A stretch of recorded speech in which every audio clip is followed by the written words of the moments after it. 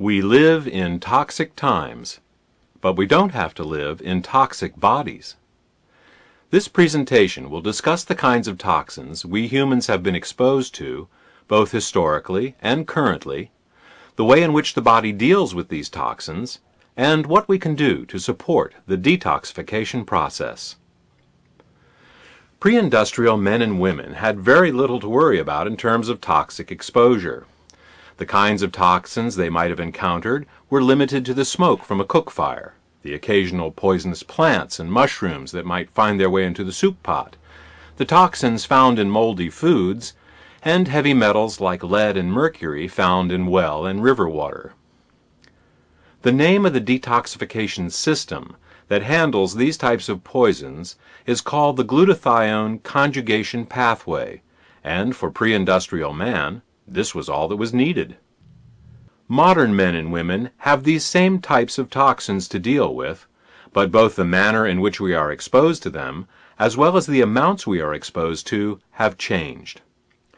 Let's look first at smoke. Our troubles began in the 1800s with the widespread use of coal as an energy source for homes, factories, transportation, and the production of electricity.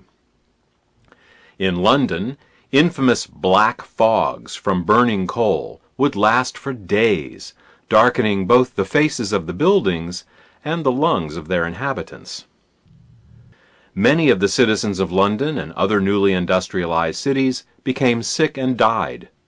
In time, legislation was passed putting coal-burning plants farther away from residential sectors, but this was only a short-term solution. There is, after all, only one planetary atmosphere, and as more and more countries became industrialized, the smoke from burning coal became a worldwide problem. Add to the air the exhaust expelled from the now nearly 600 million vehicles on the world's roads, and you can see that the smoke problem has only increased. In some cities like Los Angeles and Mexico City, daily smog reports are given in the newspapers and radio stations, letting people know how safe it is to go outside and breathe the air. Comparing photos of the atmosphere over the last 20 years, meteorologists have been able to document a significant darkening of our skies. A thick cloud of toxic air has settled over the planet, and while it is worse in some areas than others, the atmospheric changes are evident from pole to pole. Add to this the fact that some of us breathe smoke directly into our lungs from cigarettes, and the problem is only compounded. Our glutathione system was sufficient to detoxify the smoke of a small cook fire, but it is overwhelmed by the sheer mass of airborne toxins it must currently deal with, and so these airborne toxins have begun accumulating in our bodies. Let's move on to the next type of toxin, chemicals. The only chemicals pre-industrial man was exposed to would be found in the plants he would eat. Plants have various defenses against being eaten. Some plants, like cactus, develop sharp spines as a deterrent. Others manufacture chemicals that make those who ingest them sick. Cooking would often destroy or dilute these poisons to levels that were no longer harmful, but still, we would need the glutathione system to deal with them from time to time. Today, we are exposed to thousands of chemicals on a daily basis. Each year, an estimated 400 million tons of the 6 to 7 million known chemicals are produced for use in industry. Artificial colors and flavors, preservatives, toxic sugar substitutes, and many other chemicals go directly into our food and drink. The rest of these chemicals eventually find their way into the air, soil, and groundwater, and then into our bodies. Again, our glutathione system is overwhelmed, and as a result, our bodies accumulate toxic chemicals. The third group of toxins we will discuss are those that come from bacteria and molds. It may seem odd that we are still dealing with bacteria and molds in the 21st century. After all, refrigeration keeps food from spoiling, so where would we find ourselves exposed to them? Let's look at mold toxins first. All the grains, nuts, and seeds we eat are routinely tested for mold toxins, and if they test above a certain level, they are removed from the human food supply. Even with this inspection, our food is often infected with mold toxins at some level. Take any nut, grain, or seed and look closely at it. It probably looks fine, but place it under an ultraviolet light in a dark place, and you will often see the telltale eerie green glow given off by mold growing on the food you are about to eat. Animals get even less protection. The feed given to cows, poultry, pigs, and fish are allowed to, and regularly have, extremely high levels of mold toxins in them. Food considered too moldy for human consumption is purchased at a discount as feed for these unlucky animals. Over the animal's life, these mold toxins continue to concentrate in their tissues in ever-increasing amounts. When we then eat these toxic animals, their mold toxins are passed on to us. Through the principle of biological magnification, we often end up with mold toxin levels hundreds of times higher than that of the livestock we actually eat, and thousands of times higher than the moldy food they eat. This, added to the fact that these animals are all massively dosed with antibiotics from the day they're born until the day they are slaughtered. These antibiotics, meant to prevent their cramped and unhygienic living conditions from giving them infections, makes for an even greater mold toxin exposure, as many antibiotics are made from molds. When you include the toxic molds growing in the walls and ventilation systems of most houses and office buildings, you can see that we actually have a significantly greater exposure to mold toxins now than we did 300 years ago. Again, our glutathione system is overwhelmed, and as a result, our bodies begin to accumulate mold toxins. Okay, we've discussed molds. Now let's look at bacteria. Better hygiene has removed most of our bacterial exposure with one exception, and that is the bacteria we carry within our own bodies. It may be surprising for you to learn that there are more bacterial cells living inside your gut than there are cells in your own body. Billions of bacteria live in our mouths, on our skin, and especially in our gut. Now, if you were breastfed as a child and never given antibiotics, then it is likely that your gut is filled with healthy, life-giving bacteria. These good bacteria help you digest your food and produce useful things like B vitamins and vitamin K. On the other hand, if you have ever taken antibiotics, then you've killed off some of your good bacteria, and bad bacteria may be growing in their place. These bad bacteria can secrete toxic waste products, sometimes directly into our bloodstreams, day in and day out for our entire lives. Again, it is our belabored glutathione system that is required to deal with these toxins. Finally, let's discuss heavy metal exposure. The only source of heavy metals for pre-industrial men and women would have been their drinking water. Unfiltered well and river water could have small amounts of lead, mercury, arsenic, and other metals in it, but rarely in amounts high enough to be of concern in most locations. We, on the other hand, are continually exposed to heavy metals in unprecedented amounts.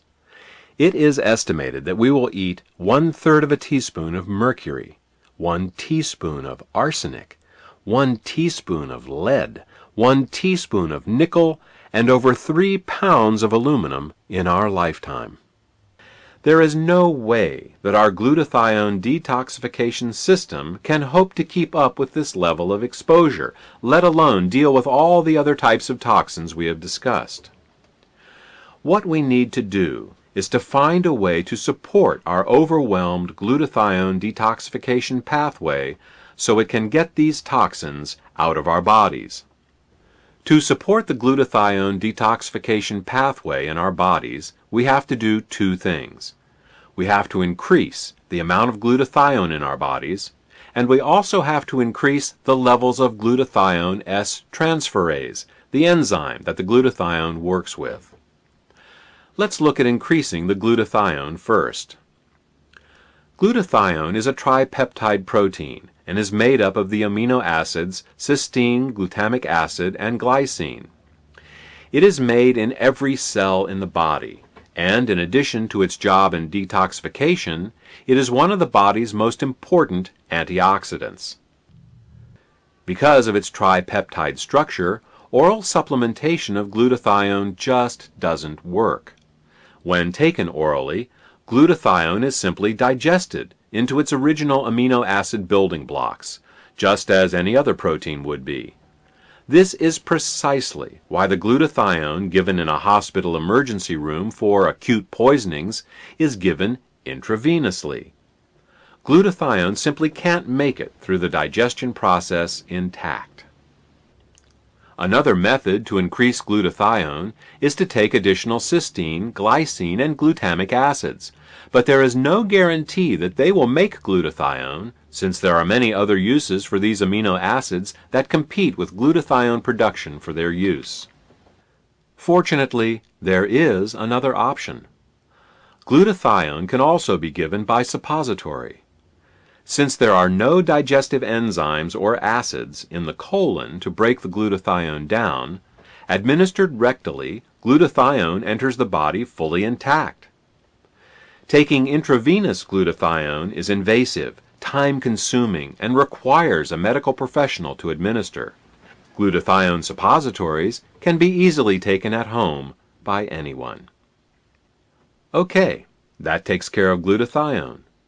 The second thing we need to do is increase glutathione's enzyme cofactor, glutathione S-transferase. It's the glutathione S-transferase that actually attaches the glutathione to the toxins. Without this enzyme, the glutathione simply won't work. So, we know how to increase glutathione. The question that remains is, how can we increase the glutathione S-transferase? The answer, surprisingly, is coffee. Everyone knows of the ability of coffee to keep us awake when we're tired, but it is also a great detoxifier. But here's the catch. It has to be taken as a suppository. Drinking the coffee won't have the same effect. This is because when coffee is taken rectally, it goes right to the liver, where it has an entirely different effect than when you drink it. Orally administered, coffee is a stimulant, but only a mild detoxifier. Rectally administered, coffee is a relaxant and a powerful detoxifier. The first recorded application of rectally administered coffee was in a German army hospital in World War I, where its healing effects were discovered quite by chance. Patients are often given enemas to empty their intestines before surgery, and in one case, a German nurse, unable to find any other warm liquid to use, gave enemas to some soldiers with coffee instead of plain water. The patients who received the improvised coffee enemas reported an immediate decrease in pain. Later, these same patients demonstrated faster recoveries from their wounds and surgeries than their compatriots who received the standard warm water enemas. The coffee enema quickly gained popularity with surgeons and medical clinics around the world as a method of both cleansing the liver and rejuvenating the body. Today, coffee enemas are commonly administered in alternative cancer clinics, both as a means of detoxification as well as a general rejuvenator to the body. While many of the younger doctors have not heard of the benefits of coffee enemas, favoring drugs instead of natural remedies, many of the older doctors swear by them. Fortunately, we don't have to take an enema to get this special benefit of coffee. Similar to glutathione, coffee can also be administered as a suppository. The advantage of using coffee in suppository form is that it is faster and more convenient, and does not wash away electrolytes or impose an additional fluid load on the heart and kidneys like an enema will.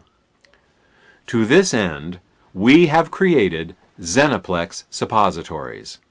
Xeneplex suppositories contain both glutathione as well as organic coffee extract.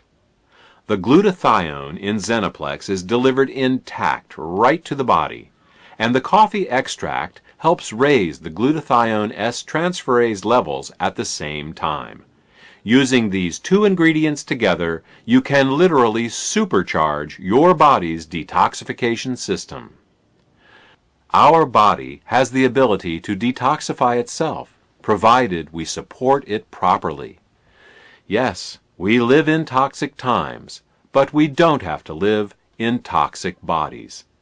If you want more information about how to order this product, contact the healthcare provider who gave you this CD.